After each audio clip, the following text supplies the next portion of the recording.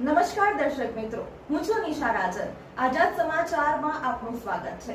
જોઈએ આજના સમાચાર। આવનારી લોકસભાની ચૂંટણીને અનુલક્ષીને ઇન્ડિયા ગઠબંધનમાં ભાગ ભજવનાર આમ આદમી પાર્ટી દ્વારા વડોદરા લોકસભાના કોંગ્રેસના ઉમેદવાર જસપાલસિંહ પઢિયાર સાથે પરિચય તેમજ ચૂંટણી રણનીતિ નક્કી કરવા માટે બેઠક મળી હતી। લોકસભાની ચૂંટણી માટે વિપક્ષના દળોના ગઠબંધન Indian national development inclusive alliance એટલે કે ઇન્ડિયાની સાથે રહીને વડોદરા લોકસભા કોંગ્રેસના ઉમેદવાર જસપાલસિંહ પઢિયાર આમ આદમી પાર્ટી સાથે પરિચય બેઠક તેમજ લોકસભાની ચૂંટણીની રણનીતિ નક્કી કરવા માટે વડોદરાના સરદાર એસ્ટેટ ખાતે આવેલ કમ્યુનિટી હોલમાં આયોજન કરવામાં આવ્યું હતું। લોકસભાની ચૂંટણીને લઈને તમામ 26 બેઠકો ઉપર તડામાર તૈયારી તમામ પક્ષો દ્વારા કરવામાં આવી રહી છે। ત્યારે વડોદરા લોકસભા બેઠકના કોંગ્રેસ પક્ષના ઉમેદવાર જસપાલસિંહ પઢિયારની આજ રોજ આમ આદમી પાર્ટી સાથે પરિચય બેઠક કરી આગળની રણનીતિ નક્કી કરવામાં આવશે।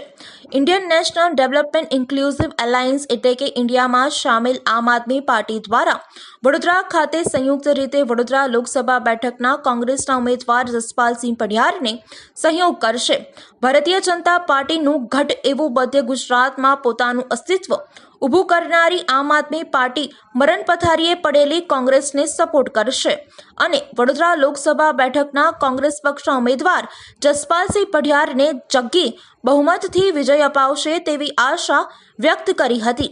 આ પ્રસંગે વડોદરા શહેર કોંગ્રેસ સમિતિના પ્રમુખ, વડોદરા લોકસભા કોંગ્રેસના પ્રભારી ચંદ્રકાંત શ્રીવાસ્તવ, આમ આદમી પાર્ટી વડોદરા શહેર પ્રમુખ અશોક ઓઝા, આમ આદમી પાર્ટી વડોદરા લોકસભા પ્રમુખ વિરેન રામી સહિત આમ આદમી પાર્ટીના કાર્યકર્તાઓ ઉપસ્થિત રહ્યા હતા।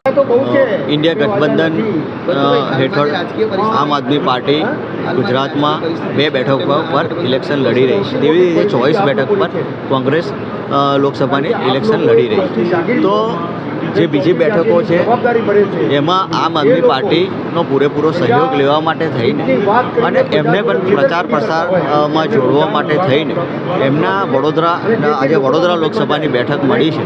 તો વડોદરા શહેર જિલ્લામાંથી આમ આદમી પાર્ટીના જે પદાધિકારીઓ છે તેમની સાથે બેઠક કરીને લોકસભાના માટે અલગ અલગ વિધાનસભામાં એમની જવાબદારી નિભાવવા માટે થઈને આજે એમની સાથે ચર્ચા કરીને વાતચીત કરીને કેવી રીતે મતદાન વધારે કરાવી શકાય અને લોકોને વધારે મતદાન કોંગ્રેસ તરફી કરાવી શકાય એ દિશામાં વાતચીત કરવા માટે થઈને આજની આ બેઠક મળી છે અને એમની સાથે ચર્ચા વિચારણા કરી છે।